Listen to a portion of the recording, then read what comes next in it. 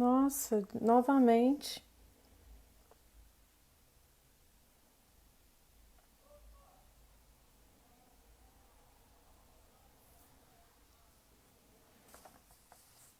Tem 30 minutos. Boa noite, gente. Desculpa de novo, eu não sei o que está acontecendo.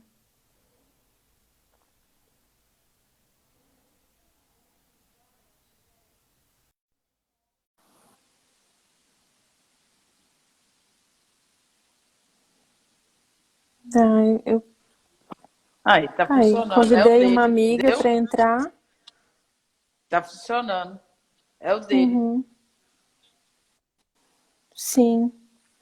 Então vamos aguardar ele entrar novamente. Eu vou explicando de novo, né, para as pessoas aqui, aos pouquinhos, mas agora a gente vai, né, do jeito que der para ir. Peço desculpas mais uma vez, né? Não sei o que pode estar acontecendo. A gente está aguardando o Alexandre, que é nosso convidado, para a live de hoje, né?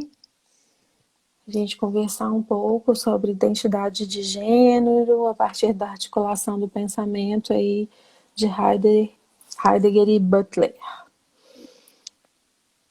Vamos ver se a gente consegue agora.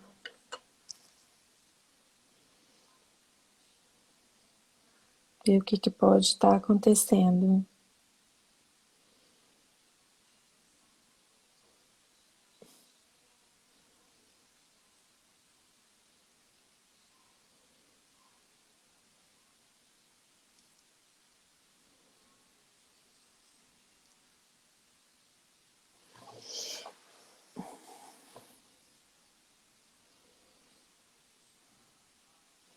Então, como eu estava dizendo para vocês, se vocês tiverem alguma dúvida ou alguma questão que já queiram colocar, vocês podem ir colocando aí que a gente vai já armazenando aqui. O Alexandre já entrou aí, né? Guardando ele conectar. Pronto, eu já estou te ouvindo. Eu fiz até outro procedimento. Fui lá no Instagram, limpei o cache todo do aplicativo, mas realmente entrei aqui e só tá a minha voz, né? Vamos seguir com a voz, então, com seus Vamos. programas de rádio. Infelizmente, né? Tá Mas tranquilo. enfim, agradeço aí sua Nada, eu paciência que também, né, agradeço. Alexandre? Com Eu que tudo agradeço, isso. Kelly, o seu convite aí. Peço desculpa aí às pessoas por a gente só conseguir, então, aqui, de algum modo, conectar com áudio. A última tentativa que eu tenho é se eu tentar por um outro celular ali. Posso tentar fazer isso. Aí a gente aí elimina até um iPhone, né? Aí a gente corta todas as. As possibilidades, se ele saiu de novo.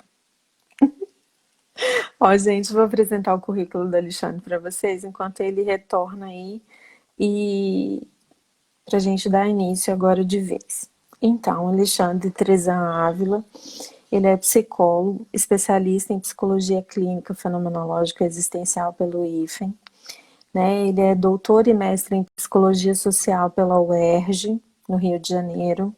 É professor e supervisor de estágios em psicologia na Universidade Santa Úrsula, no Rio de Janeiro. Lá ele também coordena a pós-graduação em psicologia e é professor nessa pós-graduação em psicologia clínica fenomenológica existencial. E novamente conselheiro do CRP do Rio de Janeiro, né, nessa gestão de 2019 e 2022. O Alexandre ele tem uma linha de pesquisa que se chama Desconstruindo a Psicologia Clínica, Cisnormatividade, Heterossexualidade Compulsória, Gênero e Pensamento Decolonial. Nesse grupo são duas linhas de pesquisa e ele coordena uma dessas linhas, né? Ele orienta uma dessas linhas, que é essa que eu acabei de falar para vocês,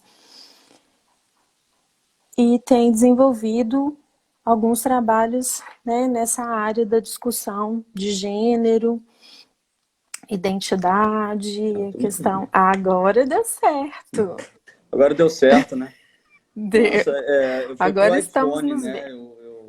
meu celular mesmo é, sei lá, Samsung, até um modelinho razoável, e não foi. E pelo iPhone, como sempre, né, funciona melhor. Ah, mas enfim, que bom. Acabei de ler aqui seu currículo para as pessoas, né? Para a gente não perder, né, mais tempo e Claro, poder claro, aproveitar o máximo possível claro. da sua participação conosco, né? Então, Alexandre, muitíssimo obrigada, né, por você ter pacientemente aí, né, aguardado todas essas questões. E vamos lá, né? Vou começar fazendo uma pergunta para você, deixar você cumprimentar todo mundo e responder essa pergunta. Que é o que levou você a se interessar por essas questões, né, da discussão sobre gênero, identidade e teorias de gênero, etc. Então, boa noite agora, pelo menos. Vocês estão me vendo, né? A gente já ficou um tempo aqui com a voz. Algumas pessoas estão conectando e até conheço, né? Então, boa noite e agradeço bastante, Kelly, o seu convite. Apesar das questões tecnológicas aqui, que como aparenta, né? Foi o meu celular, então peço desculpas aí a todo mundo. Mas é a Não primeira live que acontece. eu faço pelo Instagram. Eu já fiz uma série de lives pelo CRP, em outros espaços também. Agora eu descobri que pelo meu celular, pelo Instagram, não gosto de fazer live. Né? E é Acontece, moda antiga. acontece. Né? Então, a discussão... Então, acho que até como eu citei, né? Eu estou na terceira gestão do Conselho Regional de Psicologia do Rio. Já fui no sindicato também. Estou nessa gestão agora, que vai até 2022. E por algumas vezes, pela comissão de ética, né, eu fui relator de alguns processos éticos. Alguns deles, né, e aí vou pegar um especial, que já foi tramitado, julgado, tudo que podia ocorrer com ele já aconteceu, então posso falar, foi numa psicóloga, que era do Rio de Janeiro, a Rosângela Justino, que era uma das psicólogas no Brasil que defende a pauta da cura gay, né, do tratamento das homossexualidades e tudo. E foi um processo bem difícil, né? Foi um processo, de certo modo, também pesado, porque ela tinha um conjunto de advogados, era todo um tensionamento dentro do conselho. Eu fui o relator desse processo, que apontou pela cassação do registro profissional dela, que foi referendado pelo Conselho Federal de Psicologia. E esse processo em específico é o único do Brasil, da história do Sistema Conselho de Psicologia, que foi derrubado na Justiça. Ela conseguiu, através da Justiça, na Justiça Federal, derrubar todo o processo, tanto que ela continuou como psicóloga e, para quem não recorda, ela concorreu como a cabeça de chapa na última eleição de 2019 para o Conselho Federal de Psicologia. Né? Se a chapa dela tivesse ganho, seria a chapa nacional e presidia o Conselho Federal, por conta dessa ação, né, jurídica que eles conseguiram. Vale lembrar que assim que o processo saiu aqui no Rio, pouco tempo depois ela se mudou para Brasília, dificultou até o contato com ela, onde ela se tornou assessora de uma série de políticos em Brasília. Né? E até hoje ela continua lá, não sei exatamente agora, mas tem uma forte coligação. O próprio nome dela já foi citado pelo Silas Malafaia, senão Bolsonaro, filho dele. Né? Então, uma figura assim desse grupo muito próxima, né? Uma defesa de uma psicologia que entende a homossexualidade ou qualquer padrão não heteronormativo como uma doença.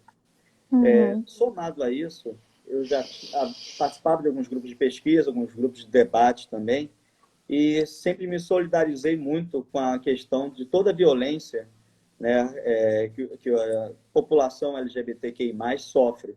E sempre me consternou muito ver o absurdo dessa realidade e como isso ainda se dava dentro da psicologia e como, por outro lado, né, dentro daquilo que eu posso chamar, de certo modo, a perspectiva que eu mais dialogo, que é a fenomenologia existencial nos últimos anos, carecia dessas discussões. Né? Claro que a fenomenologia existencial ela não é propriamente pautada numa discussão ôntica ou concreta, né, vamos chamar assim, historicamente. Mas eu acho que valia a pena se debruçar mais sobre isso. O meu projeto de doutorado, né, quando eu iniciei em 2011, ele era ainda sobre direitos humanos, a fenomenologia dos direitos humanos, e entrava também nas questões de gênero e tudo. E, ao longo disso, teve desdobramentos desse processo, teve uma série de outras pautas que eu fui pelo CRP, em outros espaços, na academia também, na universidade que eu dou aula, esse tema foi se tornando cada vez mais emergente, né, e necessário e urgente. Então, eu acredito que eu não tenho como, independente desse ter sido meu tema de doutorado, independente do tema que está sendo aqui hoje colocado nessa live, algum psicólogo não se aproximar dessas discussões. De algum modo, também, ele não se posicionar e não combater as violências, de modo geral, mas principalmente as violências ligadas à identidade de gênero. Até por uma coisa que eu venho defendendo já há algum tempo, e aí eu não vou dizer que isso não cai num certo lugar de militância, porque acaba caindo também, né? Até uma discussão é inevitável, né? Sim, porque há alguns psicólogos que ficam falando de uma clínica ainda acrítica, neutra, e quando não defendem isso propriamente dito, ficam dizendo que a clínica é como se fosse um lugar de apenas escuta. Eu acho que, acima de tudo, o que aparece cada dia mais na clínica são as questões de violência ligadas a gênero, raça, questões sociais, de classe. Então, esse é o mote, né, eu acho que do nosso tempo hoje em dia, e está muito presente. A gente não tem como fazer psicologia como se fazia há 30, 40 anos atrás. Se você vê alguns vídeos de alguns precursores da psicologia, ou precursores que eu digo até nas últimas décadas também, no Brasil e fora, era uma posição muito de apaziguar, né, naquele movimento de escutar o sofrimento do outro, no final das contas, apaziguar aquele sofrimento. Tem um vídeo, inclusive, do Carl Rogers, um vídeo, né, bem interessante, que ele entrevista um homem negro, e essa pessoa está relatando, quer dizer, melhor dizendo, ele atendeu na clínica e relata isso numa entrevista que seja. E como esse homem negro, as violências que ele sofria de raça, né, por questões raciais, e o Rogers descreve como ele vai entendendo aquilo, vai compreendendo, e como esse sujeito, ao final da sessão, se sente melhor. Tá bom, acho que a clínica pode ser, não necessariamente o lugar da pessoa sair melhor, mas essa é uma possibilidade. Mas achar que isso feito está resolvido, isso feito, vamos para outras questões. Hoje em dia, né, a gente tem como julgar historicamente o que se deu em outros momentos, mas eu acho que hoje em dia esse movimento não cabe mais. A psicologia ela tem que ter um compromisso com a transformação social e com o combate às desigualdades. Então, de algum modo, né, isso tudo aqui que eu venho dizendo aqui pelo celular, né, uma mídia nova assim, de falar, né, isso tudo está sendo muito novo nesse mundo virtual também. O computador eu já acho que eu estava acostumado, dando aula e tudo mais. O celular é um pouco mais recente. Eu acho que isso tudo corrobora para o movimento de realizar um projeto de doutorado que finaliza por esse livro, né? O livro tem, digamos assim, alguns apontamentos que não aparecem tanto na tese. Ao final, eu vou pensando muito modos, vamos chamar assim novamente, concretos de luta, de resistência, muito inspirado em autoras brasileiras, no próprio movimento queer, né, algumas questões trazidas pela própria Butler, né, que é um dos temas principais do livro, mas eu dialogo com outras autoras nacionais e internacionais, para estar pensando em formas de resistência e luta. E a clínica psicológica, novamente, ela não é um lugar de você convencer o outro a nada, mas botar em reflexão essas compreensões sedimentadas, encurtadas, que ele tem oriundos da nossa própria tradição. Então, eu acredito muito numa psicologia assim. Eu acho que cada dia mais é difícil, né? Pelo menos para mim, ver o comportamento de alguns psicólogos que entendem uma neutralidade, que entendem que quando alguém, por exemplo, faz uma apresentação falando da necessidade urgente de se combater isso, vem também com um discurso apaziguador e tudo mais. Mas, normalmente, o que é engraçado, né? Ou talvez não engraçado, de pessoas brancas, pessoas héteros, né, que tem uma... Não, tá bom, né? Isso é complicado, mas não é bem assim. Cara, é o que eu falei uma vez numa live até de um aluno meu. Esse, sim, tem uma militância histórica e no corpo dele das questões LGBTQI+, onde uma professora da UFRJ, foi semana passada, começou a diminuir a importância disso, né? Diminuir a importância de se discutir diversidade sexual, na clínica, na sala de aula, principalmente. Foi quando eu perguntei para ela, tá, então se você estiver numa sala de aula, que ela falou muito assim, né, respeitar as crenças do aluno, respeitar as crenças familiares daquele sujeito. Eu falei, tá, então se um aluno dissesse que toda mulher branca vadia, que toda mulher branca não se pode confiar, né? Se ela também responderia do mesmo modo, né? Respeitando as crenças familiares dele, respeitando, né, o lugar que ele veio, ela ia tentar entender, no mínimo, por que ele estava falando aquilo, né? Tentar entender de que lugar vinha aquilo. Né? Claro, uma professora mulher, branca, né? E que achava que as questões de hétero, né? Que as questões de diversidade não devem nem na sala de aula serem muito discutidas. Né? Mas é assim, se não doer no próprio calo, parece que não precisa discutir. Então, acho que isso tudo me mobilizou a fazer essa tese, esse livro, e estar em outros espaços, tentando estar junto das pessoas nessa questão que eu considero extremamente importante. Pois é, eu faço eco aí com você, porque eu acho que não é possível uma psicologia descompromissada, né, das questões sociais, sejam elas quais forem. Né? Então, tanto a questão de gênero, quanto as violências múltiplas que existem, o racismo, etc., não tem como a gente ficar isento ou neutro nessa discussão, né? Ou não se posicionar dentro dela de algum modo. Sem posicionamento algum, eu não acredito nesse tipo de psicologia. Né? E trabalho como professora para que ela não aconteça, né? Para que os nossos alunos, futuros psicólogos, possam sim se posicionar criticamente diante daquilo que está acontecendo no entorno deles. E eu acho que é fundamental esse tipo de ação. A gente, como professor, não pode, né, se negar a isso também. Sim. E como profissional, né? Como Com profissional, certeza, não. psicóloga. Como profissional, principalmente no consultório, porque isso chega pra gente a todo momento, né? Sim. Seja no atendimento ao adolescente que está passando por esse período de reconhecimento de si, seja numa situação familiar, ou seja em situações que acontecem mesmo.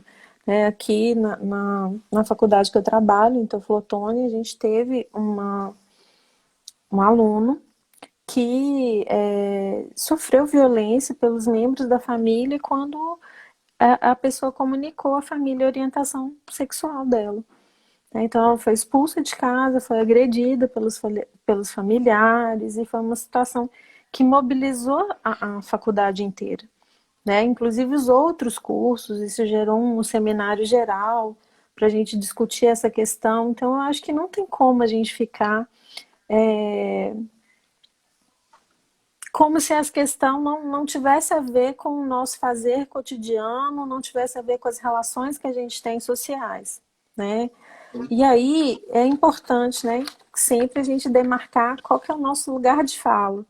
Né? Então, é isso que eu queria que você trouxesse para a gente, né? Qual que é a compreensão que você tem desse termo, identidade de gênero, né? Como é que você viu isso ao longo dos seus estudos e que transformação isso pode ter provocado na sua perspectiva em relação a esse termo? Claro. Eu entendo que é sempre um processo de desconstrução desse entulhamento moral, né, educacional e até científico que todos nós, né, recebemos. Eu acho que ninguém está fora. Ninguém está fora do mundo, ninguém está fora desse mundo circundante, dos seus elementos que tendem a dizer o que são as coisas, o que somos nós, o que é o sexo, o que é sexualidade, o que é o bom, o que é o mal. Então, a gente está sempre entulhado disso. Então, acho que é um movimento de eterna atenção.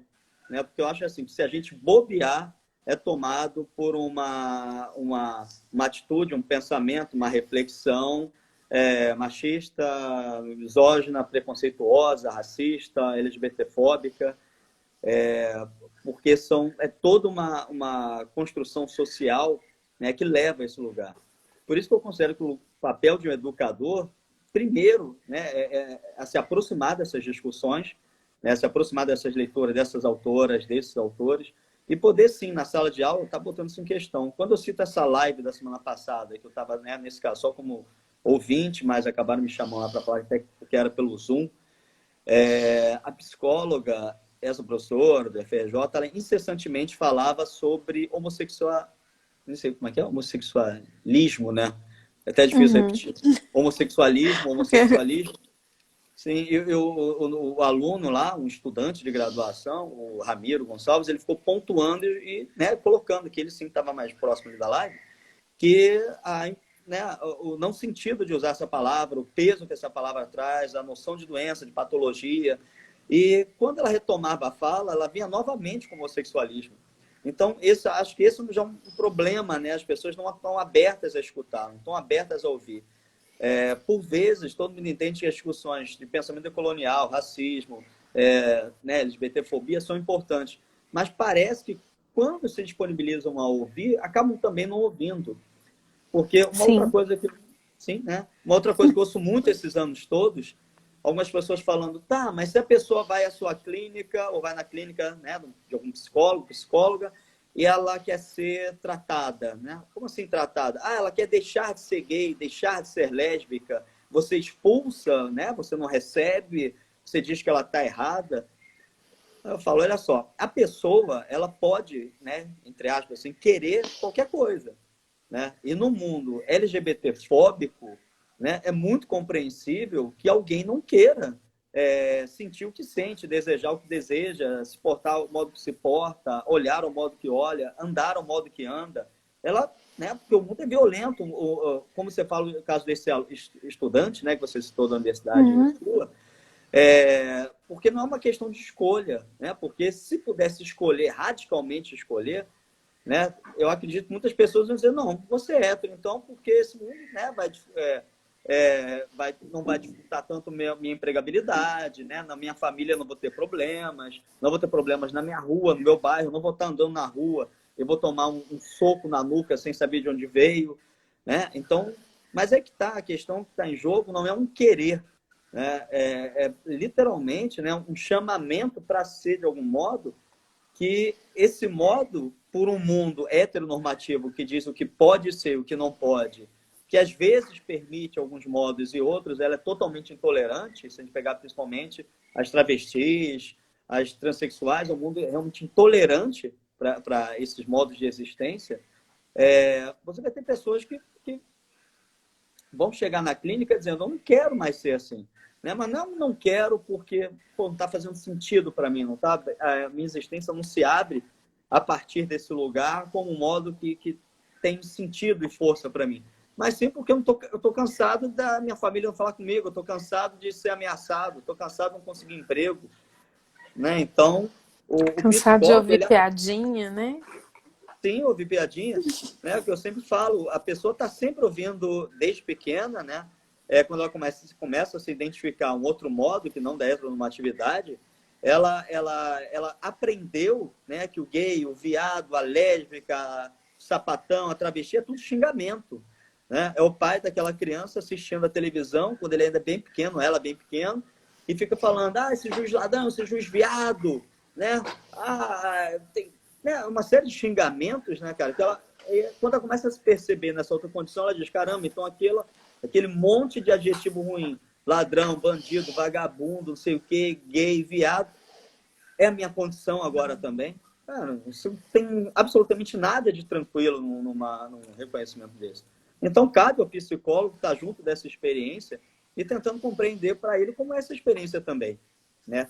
Ao contrário de dizer assim, sim, vamos juntos, né? Como estava em alguns processos éticos que a psicólogo diz, vamos juntos, sei lá, voltar para a condição que Deus criou o homem, Deus criou a mulher. Né? Eu vou te ajudar a voltar novamente a ser homem como você nasceu, né? Ou a ser uma mulher como Deus te criou. Entendeu? Isso é aversalmente oposto.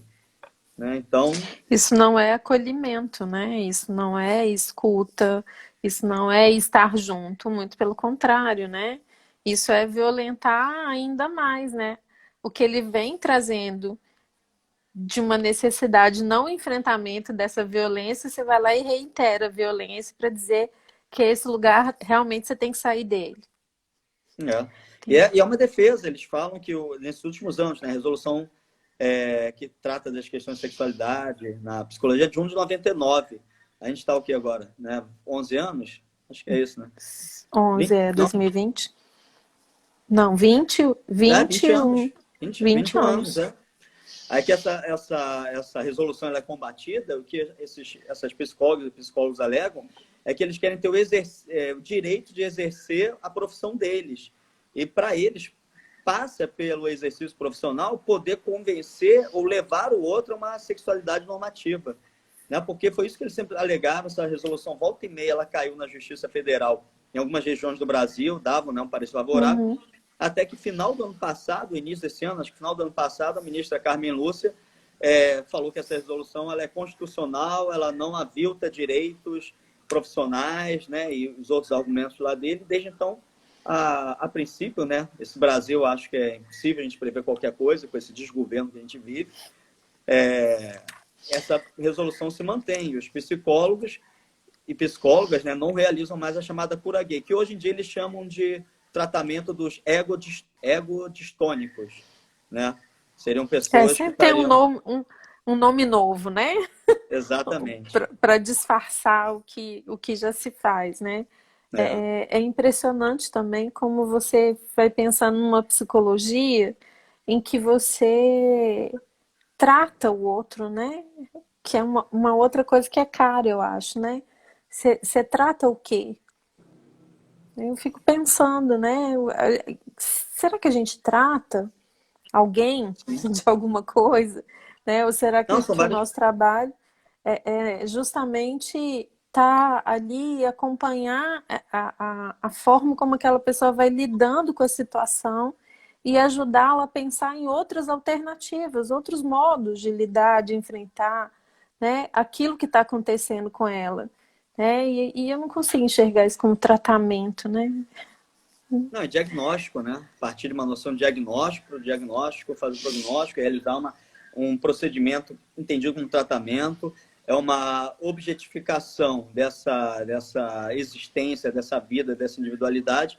E pior, quando isso é atravessado por questões morais, infelizmente muitas clínicas são independentes das linhas, quando um atravessamento moral que orienta a sua fala, que orienta o seu caminhar junto com esse né, o seu cliente ali junto a você, porque eu penso muito naquele caminhar que você vai junto com ele, né? É um caminhar meio né, das montanhas, né? O papel do Sherpa, né? Ele vai caminhando junto ali o caminho do outro, ele não é um guia turístico que ele vai dar a rota da felicidade, a rota da alegria. Hoje em dia, então, isso nem se fala, aqui já seria uma outra discussão sobre como ser feliz, como alcançar o sucesso, o que você deve fazer. É uma eterna, uma constante demanda que a gente encontra hoje em dia. E pior, né, quando os psicólogos tentam responder esse lugar, né, que há um modo melhor de ser, há um modo de ser mais pleno, há um modo que faz com que você se realize mais. Cara, não há modo algum, porque uma existência não se determina a partir de pressupostos de essência, de natureza, hipotéticos que vão dizer o que ela ou muito menos determinações do nosso mundo, até porque a gente pegar nosso mundo é sucesso, é dinheiro, é tudo mais. Isso está em jogo na existência, mas isso não deveria ser, pelo menos, um destino. Né? Então a gente vê muitas psicoterapias e olhares psicológicos pensando nesse lugar como um destino, mesmo que disfarçadas de todo um arcabouço teórico, ético ou acadêmico até mesmo. Tem um comentário aqui do Bruno, ele diz o seguinte, que faz pensar quantos cursos de psicologia oferecem disciplinas de gênero e sexualidade, ou se nas disciplinas já oferecidas a ótica nos exclui. Dependendo de quem tá apresentando a disciplina, dependendo do que a pessoa considera, vai excluir, né? Vai ser no sentido de dizer que isso não deve ser dessa forma. Claro. O ambiente acadêmico, para mim, é uma coisa evidente, assim. É um espaço de violência, né? Violência institucional, violência epistemológica, violência no encontro dos corpos na sua diversidade. Você tem os cursos de psicologia, de modo geral ainda, não é de modo geral, mas é sempre ruim de modo geral, mas eu acho que é algo muito, muito presente. Um discurso ainda fechado na teoria, pensando teorias como neutras, pensando os conhecimentos na área psi como algo que você pode aplicar sobre um sujeito. É muito, às vezes, uma pergunta que eu recebo também, eu posso aplicar qualquer técnica sobre, né, o meu cliente? Eu acho que essa pergunta em si já traz um problema, técnicas, considerar que tudo que eu tenho são técnicas e que um outro é um objeto, que eu ajo com ele com técnicas ou ferramentas. né? Eu acho que você faz isso com um carro. Chega um carro, eu pego a caixa de ferramentas, sei lá, da GM, da Ford, da Toyota, e pode ser que eu pegue até uma chave de outra caixa, porque aquela ali é mais interessante, mas eu estou lidando com um objeto com uma natureza, com propriedades. Mas quando eu penso a existência, né, o ser humano, que seja, ele não é pautado em propriedades, substancialidade, modos de intervenção que com certeza vão dar um certo resultado. Então, ainda sobre a academia, ela não tem essa discussão, isso um debate longo, que tem vários espaços, né? Longo não, antigo. A necessidade de você ter, primeiro, professoras e professores negros, professoras trans, professores que, de algum modo, tragam essa diversidade no próprio corpo, ali na fala. Né? Porque uma coisa, por mais que eu estude pensamento decolonial, questões ligadas à sexualidade, raça, eu falo a partir desses autores, né? Bell Hooks, Grada Quilomba, seja Butler, diversos autores para pensar essa condição. Mas eu radicalmente eu não sei, por exemplo, por mais que eu fale da condição de ser mulher e toda a violência na sociedade contra a mulher, eu realmente não sei, um exemplo que eu sempre dou, o que é estar andando na rua e achar que um furgão, um carro pode parar e me jogar para dentro e me levar para estuprar. Isso não existe no meu horizonte. O horizonte que existe para mim é facada, tiro, roubo, levar o celular, tomar um soco, né? Ser atropelado, esse é o meu horizonte. Então, falar sobre isso eu posso falar, mas eu não experiencio essa condição. Né? Falar de questões raciais eu posso falar, sim, de N situações de violência, de como a gente pode tentar combater isso, mas eu não sei realmente as últimas consequências, o que é estar andando num shopping e estar sendo literalmente vigiado. Né? Essa experiência ela não aparece para mim. Né? E se aparecer, eu vou olhar feio, eu vou questionar, né? Coisa que também não está na experiência desses sujeitos. Entendeu? Então, pensar isso é pensar na academia como é necessário você ter professores assim, alunos assim, só que você tem todo um movimento dentro da instituição para o silenciamento. Né? Mesmo daqueles que dizem assim, a importância das cotas, a importância dessas discussões, quando você vai ver ali, quando a discussão se dá, quando uma fala dessa aparece, nossa, que sujeito violento, nossa, por que ele traz esse discurso tão violento? Nossa, calma, não precisa falar assim com seus colegas. Mas foram séculos, no caso, por exemplo, do racismo, de violências ali estruturais, que agora, quando o aluno denuncia isso ou fala, calma, pode falar de outro jeito, né? Vamos ouvir as diversas opiniões. Cara, eu acho que não cabe. Aí eu acho que há uma certa intolerância com esses discursos que, para mim, ainda são intolerantes. Sim. A Thaís, ela comenta aqui, né? Um paciente com disforia de gênero deseja o processo de transformação do corpo. A família apoia a homossexualidade, mas apresenta dificuldade em enfrentar tal situação. A família entra no acolhimento? E depois ela pergunta também: se for vontade do paciente, a família... Não, eu estou chegando aqui. Se for vontade do paciente, é legal isso? É legal isso. Aqui eu até consigo ver nessa mídia aqui do Instagram. Então, a Thaís coloca ali, o paciente com disforia de gênero. Faço uma ressalva, eu particularmente não trabalho com essa noção de disforia de gênero. Uma transformação do corpo. Eu acho que essa frase, claro que você, né, escreveu um modo que possa se fazer entender, né, de um modo curto também, uma pequena mensagem. Eu acho que a gente tem que ter sempre cuidado também com o que a gente lê como o outro escreve, né? Mas, de qualquer modo, não pode deixar de ressaltar alguns elementos, né? Quando eu falo que o sujeito tem uma disforia de gênero e deseja passar por um processo de transformação do corpo, eu vejo alguns elementos como você tem um corpo A que quer ir para um corpo B, como se esse processo de transformação fosse algo do corpo, né? E que tivesse para além da própria experiência de corporalidade dela, a própria experiência dela de mundo. Como se fosse uma pura transformação do corpo, né? Como se ali não tivesse um modo de ser necessariamente, né? Sim. Fosse só um corpo. E aí, Thaís, entendendo que eu não estou dizendo necessariamente que é isso que você compreende, né? Até porque eu acho que é sempre difícil esse lugar de você estar dizendo e o outro aqui começar a falar com a fala, né? Mas caso passe essa impressão, acho que é importante a gente ressaltar. Não estou dizendo que necessariamente é isso que você defende ou acredita, tá? Mas transformação do corpo, eu acho que fala dessa mudança de uma coisa que se torna outra coisa. eu não sei o quanto isso dialoga com uma experiência que nunca foi aquele corpo A, né? Então, ser agora esse corpo B, até essa dicotomia para mim já é equivocada, mas para tentar pensar desse modo, já não era da experiência de mundo desse indivíduo, aquilo que a gente chamava até então do corpo, que era o dela, né? O corpo que ela ainda se apresenta.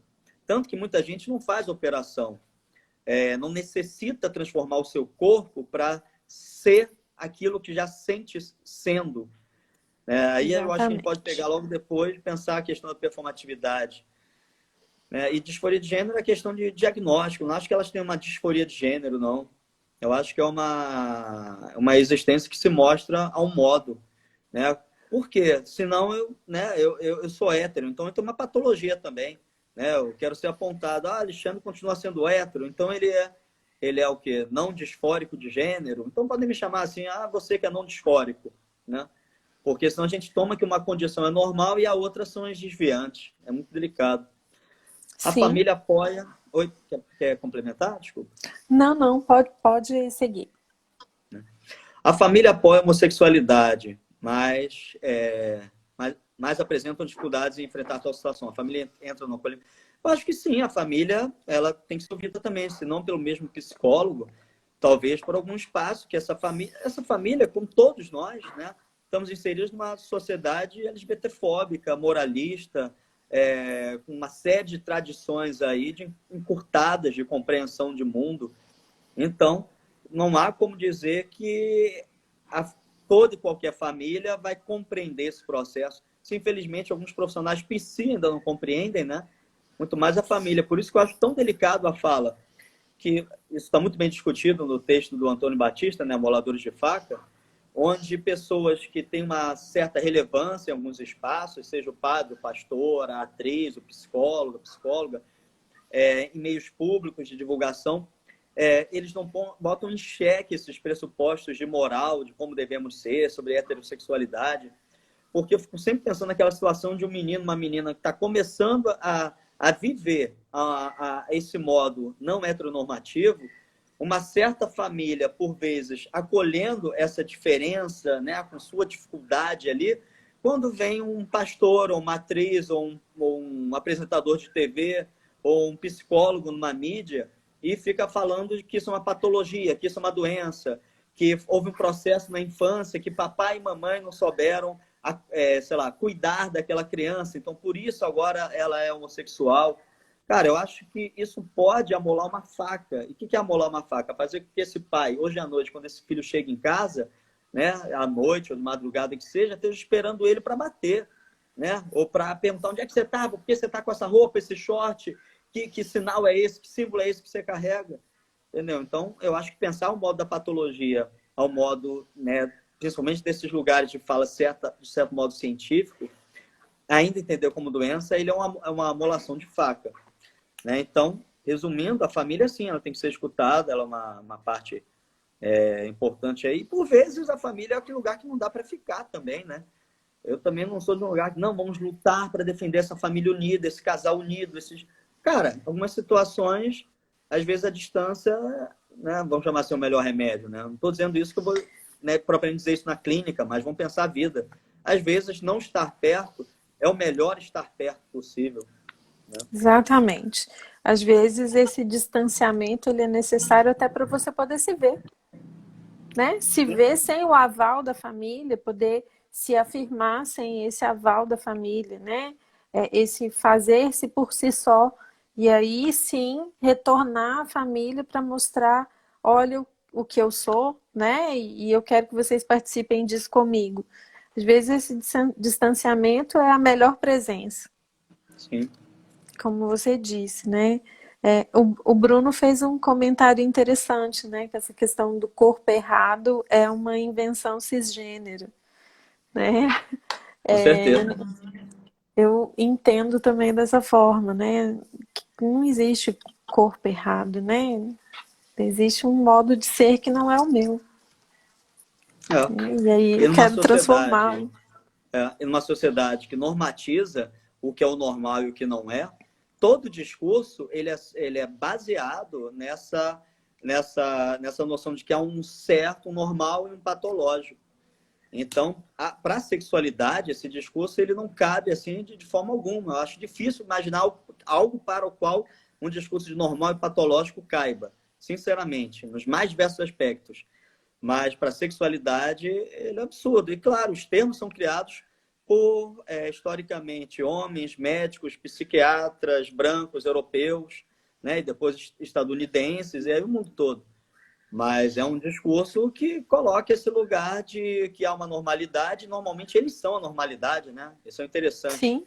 Né? Eles são a normalidade. Então, outro é o corpo desviante, é o corpo abjeto.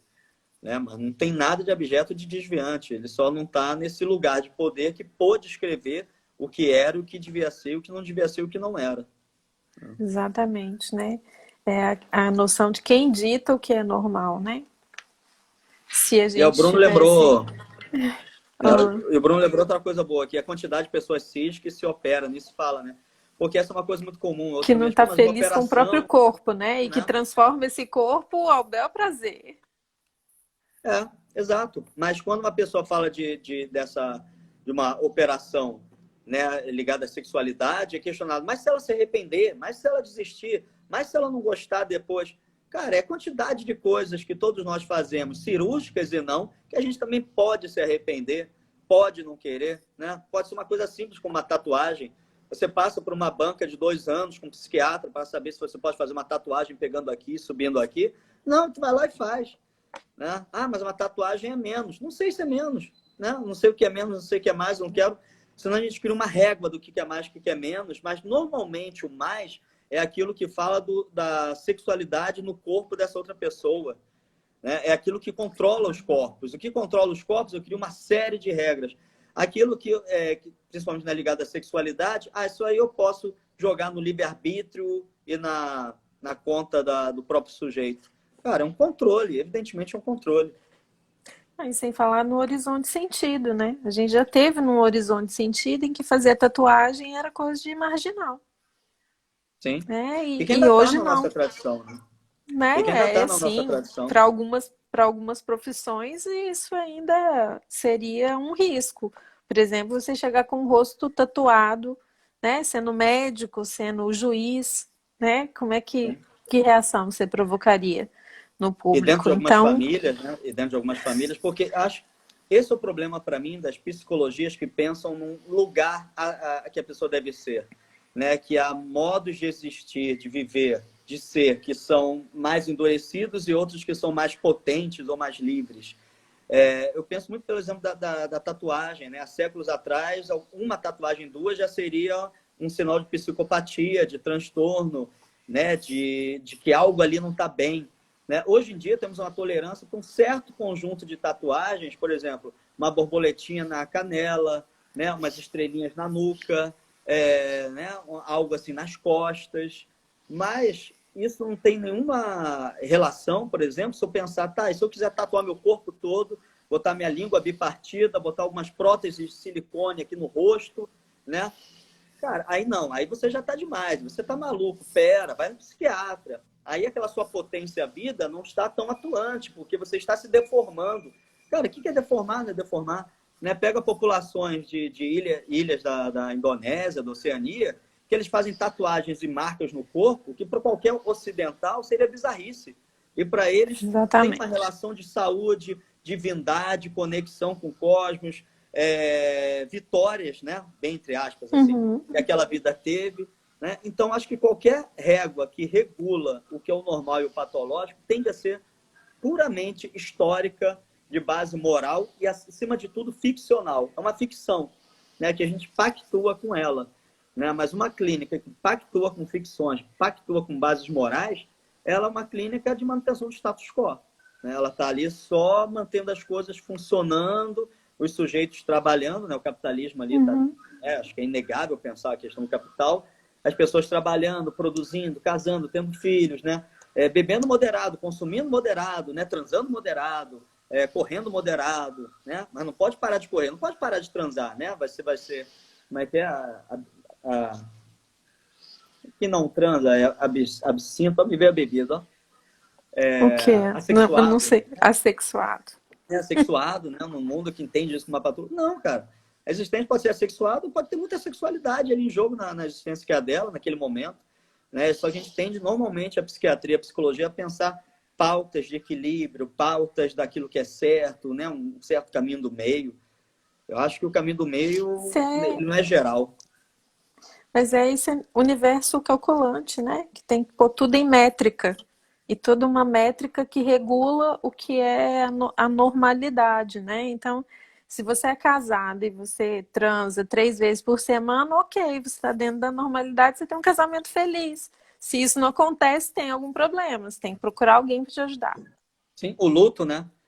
Quase todas as ditas patologias, ou seja, sofrimentos psíquicos, sofrimentos existenciais, eles têm métricas por algumas compreensões da ciência, da psiquiatria e a psicologia também. Né? Você pode ficar triste com essa morte aí tanto tempo, por mais que isso, peraí, volta aqui no meu consultório. Eu não sei, cara. Né? E tem gente que não... Né? Eu acho tão surreal essas medidas para dizer o que é, o que não é, como deve ser, e como isso ainda tem lugar, né? Como as pessoas gostam de tipologias. Ah, eu sou o tipo o quê? Eu sou o tipo para fora, para dentro, eu sou o tipo, né? Eu sou o animal, qual é o meu animal de poder, qual o meu não sei o quê. Né? Essas tipologias, elas são enquadramentos também, né? E pensando a questão de enquadramento,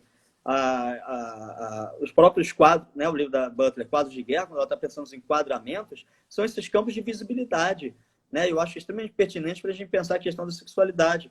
Como você vai ter possibilidades que são, vamos chamar assim, hegemônicas, né? E respeitadas, e outras que começam a ser menos.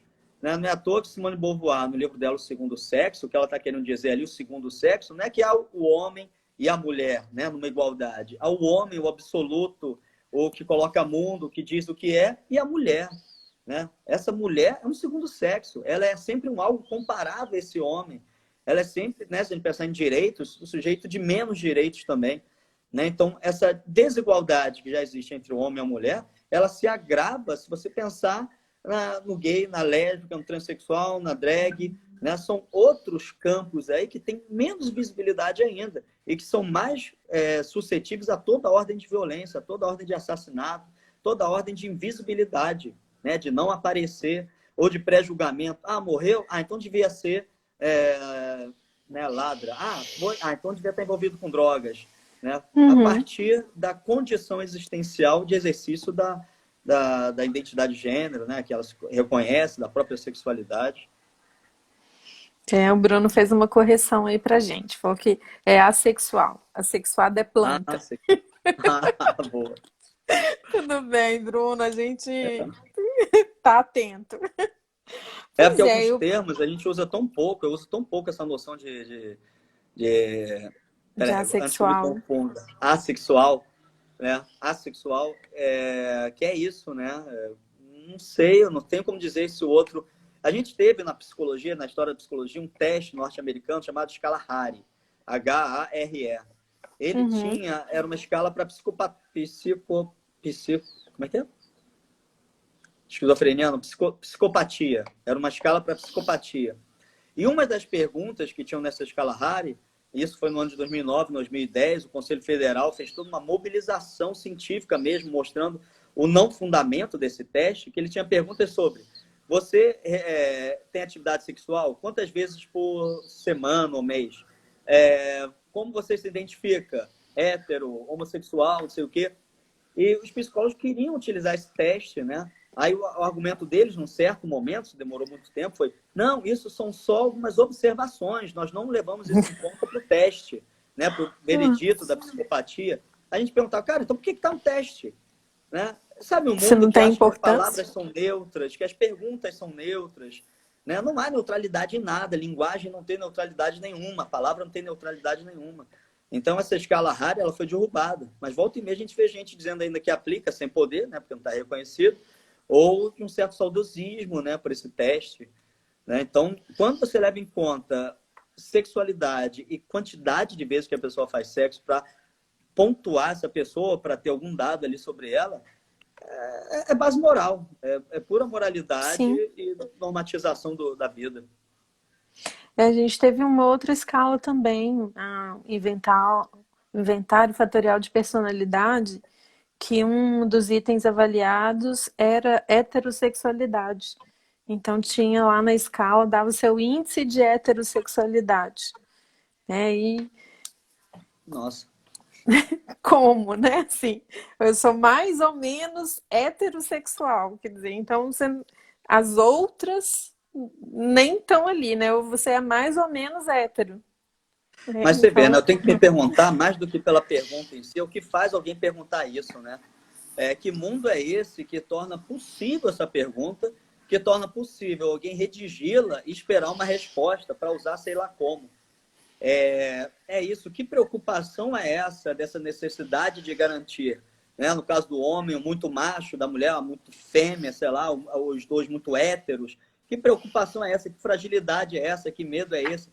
Que base infundada que sustenta essa existência para que isso seja uma questão, né? Isso não é uma questão só desse teste, não. São pessoas que querem ter amigos muito héteros, mulheres que querem amigas muito héteras também, né? Que querem alunos muito héteros, que querem sentar sei lá, no cinema do lado de pessoas muito héteros, né? Eu acho que tem que se perguntar que fragilidade é essa, que eu tenho que ter pessoas muito alguma coisa para ser talvez aquilo que eu digo que eu sou.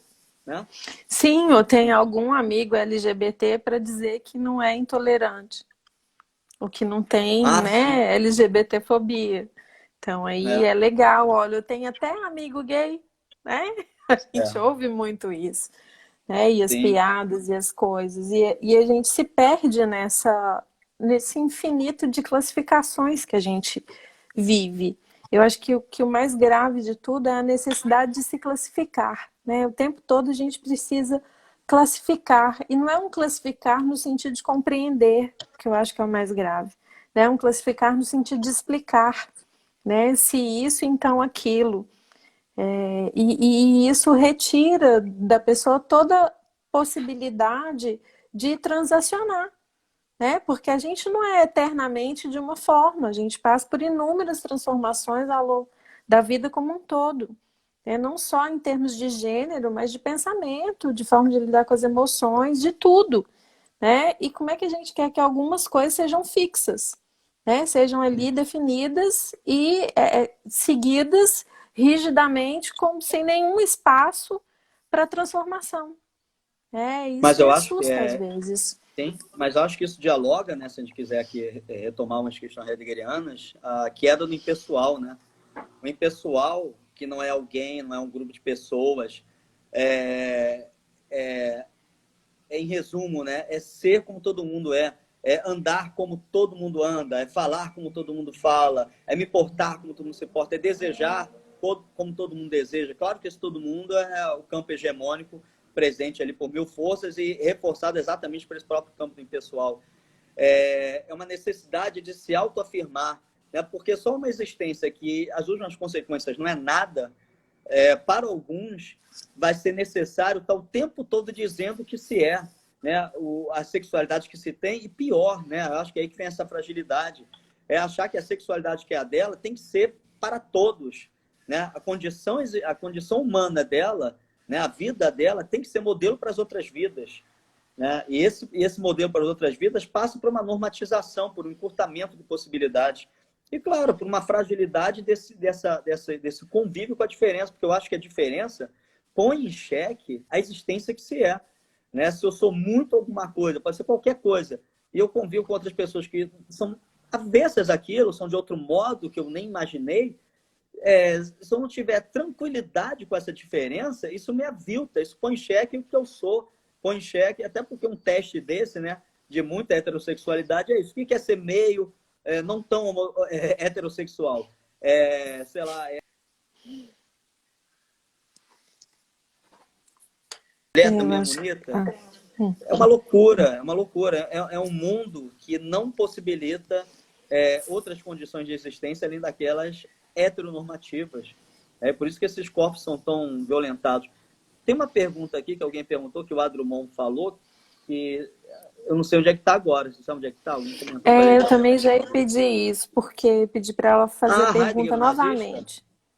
Essa? Ah, sim, é essa. que a coisa vai passando aqui e some, né? Vai andando. Isso. Eu Então, não isso aí consegui já podemos até voltar. para outra live, né? Mas vou tentar responder porque eu considero ela importante também. Eu não acho que, por exemplo, eu acho que já a primeira coisa, né? A própria hermenêutica, o pensamento hermenêutico já fala disso. Aqui, pessoal, não é passar pano, não, nem para ninguém, muito menos para Heidegger. Acho que ele nem precisa disso, né? Penso eu para defender Heidegger. Mas é pensar assim, a hermenêutica fala dessa compreensão de um certo fenômeno a partir daquele campo, né? Bem resumidamente, daquele campo histórico onde aquele fenômeno se deu, né? Algo óbvio para ficar claro. Eu não posso ler um texto de 2.000 anos atrás, 2.500 anos atrás, aos olhos de hoje em dia. Eu não posso ler um texto vendo um camponês que trabalhava incessantemente nos campos de centeio e afirmar, nossa, um workaholic ali, nossa, um empreendedor, viu? Atravessou sei lá, a Ásia Menor e lá criou um novo negócio. É um empreendedor. Não, cara, isso é uma estupidez. Né? Eu tenho que compreender que naquele horizonte histórico alguma coisa fazia sentido ali, e é isso que eu devo tentar compreender. A hermenêutica dos textos religiosos é tentar entender, por exemplo, aquilo dito há séculos, milênios atrás, como era no sentido, uma tentativa, né? O melhor possível de entender aquilo naquele campo que é o dele, para não trazer para hoje e ficar falando ao modo de hoje, ao modo da compreensão de hoje. Né? Culpa, por exemplo, lá, aquilo foi culpa. Cara, a culpa que a gente tem hoje em dia ela é extremamente relacionada à culpa cristã. Né? O que aparece na clínica é a culpa cristã. A culpa, em geral, que as pessoas trazem ligadas à sexualidade é culpa cristã. Tem nada a ver com algo que a gente possa chamar de culpa numa descrição de um texto grego, de uma poesia africana de séculos atrás, não. Tá? Mas voltando a Heidegger. Mas Heidegger não é tão antigo assim, verdade. Né? Mas o que acho que estava ali aparecendo para o Heidegger, após uma Primeira Guerra Mundial, no momento, sim, de um enfraquecimento daquele povo como nação, era a retomada de algo que a gente pode vir a chamar de um nacionalismo, de uma ideia de coletividade, que juntos somos fortes, que nós somos uma nação, né, que tem um caminho, né, sei lá, de crescimento, né, tudo mais. Alguns elementos ali que, de algum modo, dialogam com algumas questões do pensamento dele, né? Um solo originário, a questão da tradição, uma retomada dos acontecimentos. Mas o que eu acho, acima de tudo, pensando politicamente, né?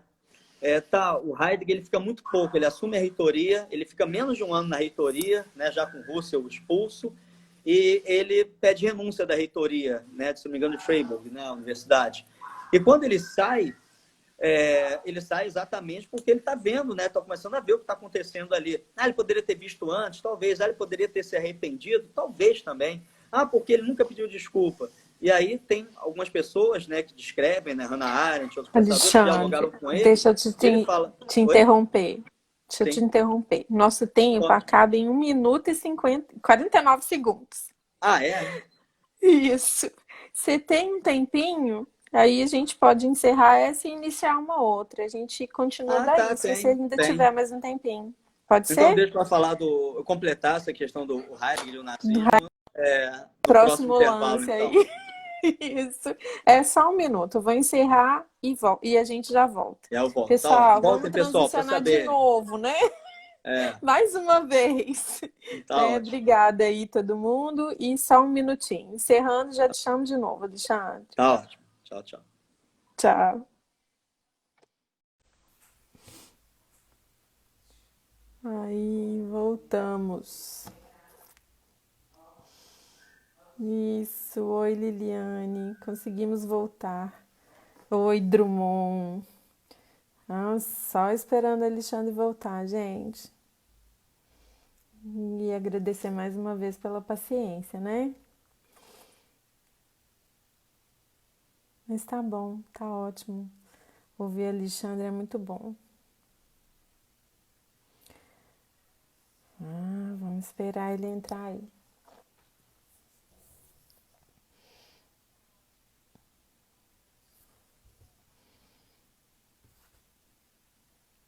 Oi, Rodrigo.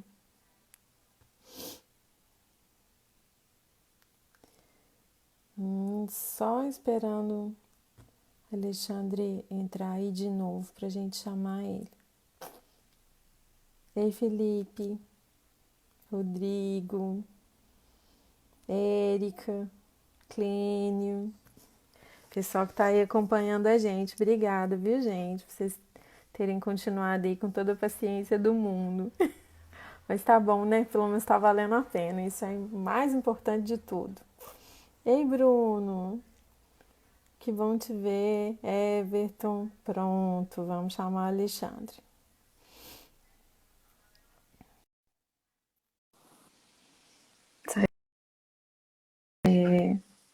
Isso, tudo certinho. Olá, Podemos. voltamos. Voltamos. Não, então, posso concluir já aquela pergunta? Claro. Tomara que a nossa colega esteja aí também, que perguntou. Não, ela já está. Ela já está. É. Então, eu tento pensar muito essa questão politicamente mesmo, né? Depois o Heidegger, após a Segunda Guerra Mundial, ele foi questionado por que ele não pediu desculpa, por que ele não foi a público. Um dos argumentos dele foi que ele já que não adiantaria falar nada, que não adiantaria dizer que realmente ele se equivocou, que poderia ter visto antes e pedir desculpa. O que eu sei é que quando termina a Segunda Guerra, ele está proibido de lecionar na Europa. É criada uma comissão na França que julga os docentes e outras pessoas, né, consideradas nazistas. E ele foi inocentado desse processo. Juntaram lá, tem uma série de depoimentos e provas, e foi um processo bem longo, porque no final ele foi totalmente habilitado, quando ele volta da aula, ele frequenta lá Paris, tem encontros com o Deleuze, tem encontros com outros pensadores lá na França, e ninguém ficou olhando para ele como um nazista naquela época.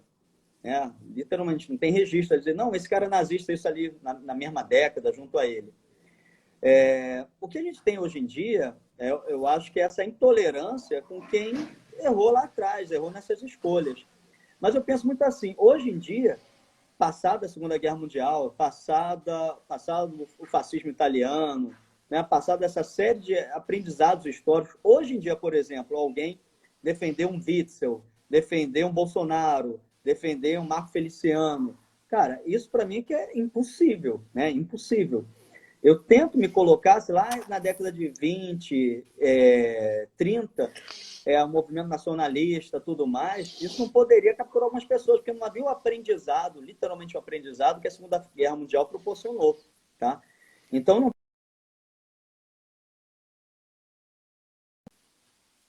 Acho que a Alexandre travou. Voltou? Voltou.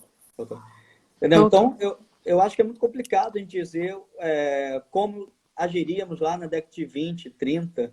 O que eu sei é isso, que ele era um professor, virou reitor na universidade, ficou menos de um ano e saiu das atividades acadêmicas e se isolou. Passada a Segunda Guerra, ele foi julgado por essa comissão francesa e imagino outras nacionalidades envolvidas que absolveu ele como nazista, não achou nenhum traço, não ficou nenhuma marca vamos chamar, na identidade dele, assim. Só que hoje em dia tem essa leitura que aponta para esses elementos dele. Tem elementos que, por vezes, podem ser, sim, compreendidos como antissemitas, não nas obras capitais dele, mas em escritos que ele não publicou. Entendeu? Então fica muito difícil. E, por fim, eu acho assim, eu não penso o Heidegger como o cara que eu vou chamar no meu aniversário, né? O cara que eu vou, sei lá, se eu tivesse uma filha, apresentar ele, né? O Heidegger é um cara que fez um pensamento que eu acho extremamente importante, extremamente interessante, não só eu, como vários filósofos europeus, vários pensadores do mundo, e que tentam, a partir do que ele compreendeu, compreender o nosso mundo, o nosso tempo. Mas aí eu não me fecho só em Heidegger, mas eu acho que, para pegar ponto aqui na nossa discussão, essa indeterminação ontológica originária do existir humano, ele dialoga muito com a gente pensar uma sexualidade que, a princípio, não é. Uma sexualidade, uma identidade de gênero, que seja também, que não é essencial, que não é de natureza, né? Que não é uma natureza que vai dizer o que devemos ser, ou o que devemos desejar, nem processos psíquicos que nos levarão a ser, de um certo modo, se tudo correr bem nesse transcorrer, né, dessa vida. Então, eu acho que o Heidegger é um pensador fundamental também para pensar no nosso tempo, como é a própria Hannah Arendt, como é a Butler, como é o Mbembe. São pessoas que, o Fanon, que literalmente nos dão sustentação para pensar o nosso tempo. Né? Porque outro movimento que a gente pode fazer é não citar o Heidegger, mas ver elementos dele ali em diversos autores. Né? Eu não sou um heideggeriano fanático, mas eu compreendo que as questões que ele traz para pensar a existência humana, elas são muito pertinentes. Pois é, eu acho que essa que é a grande questão, né? Drummond colocou aí que a questão não é nem o nazismo em si, né? É a questão de como articular o pensamento dele naquele tempo e o pensamento da Butler agora, mais contemporâneo, né? Mas eu acho que eu não sei nem se é tão difícil assim, porque você pega um conceito, o conceito de performatividade, e você faz lindamente essa articulação com a questão do existir, né?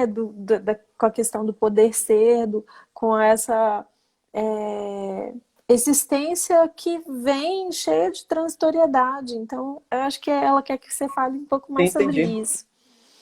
Tá ótimo. O A dela, você sabe? Drummond, né? A Drummond eu não sei o A, o que é, né? Não, tá ótimo, tá ótimo. Olha, a questão é, quando Alice, ela colocou aqui, Alice Drummond. Alice. Quando eu trago, por exemplo, nesse estudo dos últimos anos, Heidegger e Butler, para perceber, não que eles são a mesma tradição de pensamento, não por achar que eles são a mesma escola de pensamento, não por achar que a Butler é debitária das reflexões heideggerianas na construção do pensamento dela, não. A Butler é uma autora de altíssimo nível, para mim uma filósofa top, assim, de todos os filósofos e filósofas no mundo na atualidade, uma pensadora de uma envergadura fenomenal, né? Não tem, todas as considerações dela são extremamente pertinentes, eu considero muito toda a construção do pensamento dela, mas quando, por exemplo, a Kelly bem lembrou aí da performatividade, né? Quando ela afirma a performatividade, que não há um sujeito por trás da performance, não há um ator por trás da performance, há um ato, há um performar, há um constante vir a ser que se dá a partir do sido, mas não preso a esse sido, né? Podendo de algum modo também se rearticular, se reinventar, mas normalmente por uma repetição desse sido de forma incessante, tende a dar uma impressão de continuidade, de materialidade, de substância, de psique, de self, de pessoa, de eu. Então, essa noção da performatividade, que nós somos em ato, né? Nós não somos, por exemplo, professores porque nos chamam de professor. Nós somos professores por esse ato de ser professor. Né? Eu não sou, teoricamente, sei lá, uma pessoa calma, porque lá no fundo, eu sou calmo. Né? Mas eu estou aqui nervoso, eu saio daqui nervoso. Aí aquele fala, não, no fundo, o Alexandre é calmo. Né? Eu não diria isso porque ela sabe que não é por aí. Né? Que não é que no fundo, você é em ato, você é performance, você é ser, né? Você é aquilo que você faz, você é as suas ações. Né? Então, acho que a sexualidade dialoga muito com isso. Né? Ela pode estar sendo algo, tanto que o termo até identidade mesmo, já é um termo que né? A gente usa a identidade de gênero para se referir ali a algo. Mas essa ideia de identidade remete àquela carteira que anda na carteira com a foto dizendo quem você é, né? Uma coisa cristalizada, endurecida, sedimentada. Pensar a existência performaticamente é pensar esse fundamento sem fundo que, ao mesmo tempo, sustenta as possibilidades que se abrem. Né? A partir do nosso campo de negatividade que a gente abre as possibilidades que somos. Mas é pelas orientações do nosso mundo que a gente tende a tomar essas orientações como sendo cada um de nós. Então, é por isso que um processo, por exemplo, como de singularização, um processo onde a tonalidade efetiva da angústia emerge, onde um clamor da consciência para ser você mesmo, ser si próprio, está colocado em jogo, é que abre a possibilidade de estranhamento, rompimento com essas certezas previamente dadas de quem sou, do que gosto, para onde vou, né, o que devo fazer, e abre a possibilidade para outros possíveis, né, outras performances, outros modos de existir.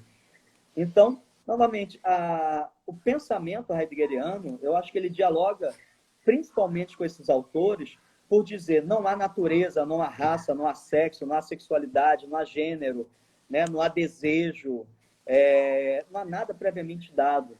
Tudo, de algum modo, é debitário do nosso horizonte histórico, do nosso campo histórico, de possibilidades abertas para esse próprio campo, mas que as últimas consequências é um projeto individual de sentido aberto por cada um de nós. Então, com isso, é possível fazer um diálogo com todos esses autores. Né? Se a gente pegar as questões raciais, né? O Bruno bem lembrou ali, a questão de sexualidade é dita pelos homens brancos europeus, né? Que eu havia falado dos psiquiatras, tudo.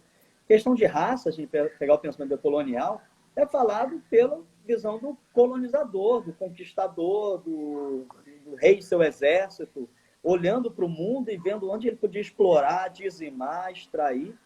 Né? Então, numa relação dessa, ele tem que achar ou explicações religiosas, não tem alma, ou depois explicações científicas, é menos humano, é menos racional, é animal. Né? Só que não, nenhum desses elementos, as últimas consequências, está falando de uma essência que existe, mas sim de uma hipótese do conquistador.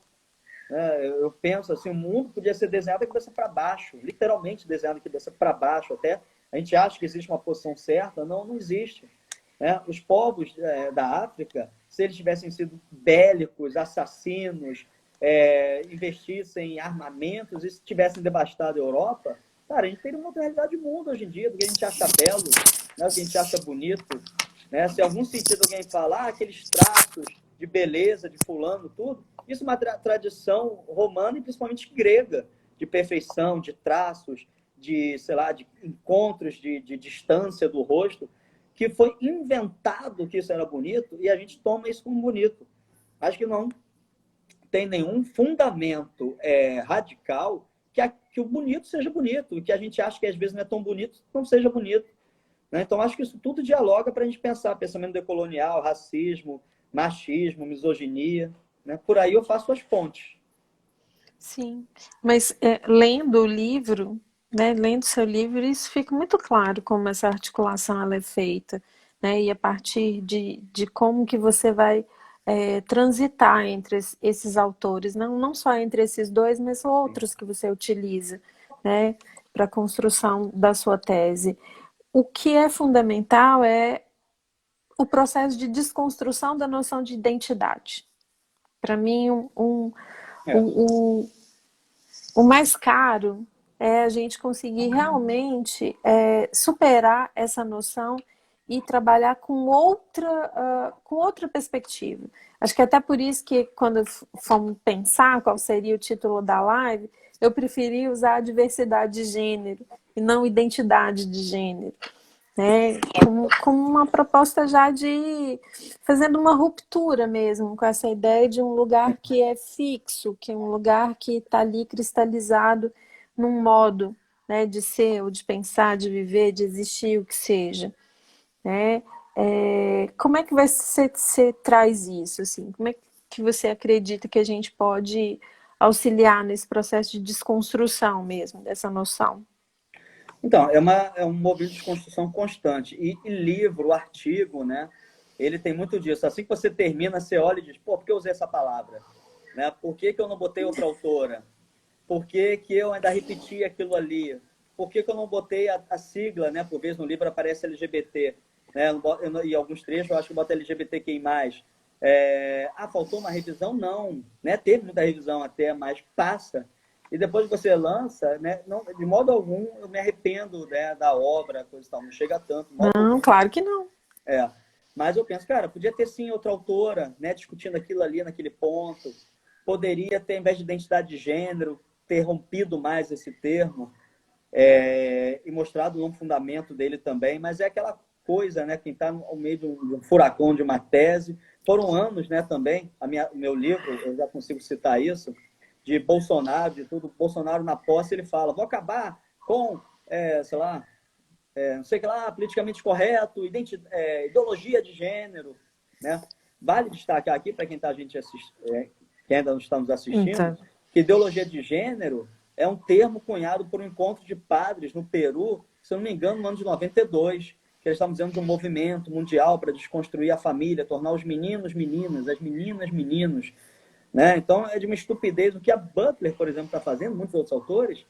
E também é isso, né? Quando a gente está escrevendo uma tese, a gente tem que se pegar em alguns autores. Se você pegar vários, você se perde, você literalmente não escreve uma tese, ou ela não é aprovada, né? Porque a banca vai dizer, por que tantos? Por que isso?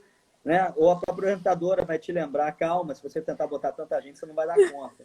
Uma tese é bem diferente de um livro assim solto, né? Escrito com muitas reflexões ao longo de muitos anos. Então, por esse movimento, né, retomando, a Butler ela é chamada de ideóloga de gênero, pelo contrário.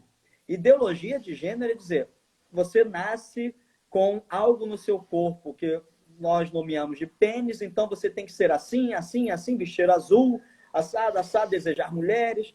Se você nasce com algo chamado, né, que até o nome já é tardio, né, já é um nome biologizante, já é uma ciência, uma camada de invenção sobre o que se dá de modo mais originário. Se você nasce com uma vagina, então você tem que usar rosa, você tem que amar homens, você tem que sentar de pernas cruzadas, você tem que falar um pouco mais baixo, você tem que ser educada, você tem que ser submissa, né? É uma série de ordenamentos. Isso é ideologia, né? Você não tem fundamento nenhum para dizer que esse monte de besteira que é dito.